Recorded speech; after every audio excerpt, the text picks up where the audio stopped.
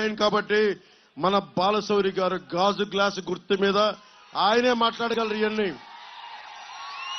ఆయన మాట మెత్తగా ఉంటుంది, గొంతెత్తితే పగిలే కొద్ది గాజు ఎంత పదునెక్కుద్దో ఆయన అంత పదునెక్కే మనిషి, పదునున్న మనిషి ఆయన.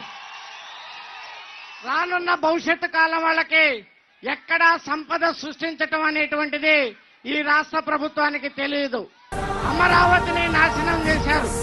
మరి ఈ రోజు మీ అందరికీ ఉద్యోగ అవకాశాలు రావాలంటే పక్కనే ఉన్నటువంటి మలవల్లి ప్రాంతంలో మరి అక్కడ ఇండస్ట్రీస్ ని నెలకొల్పాల్సినటువంటి అవసరం ఉంది. అదే రకంగా పోలవరం ప్రాజెక్ట్ ని కంప్లీట్ చేయాల్సినటువంటి అవసరం ఉంది.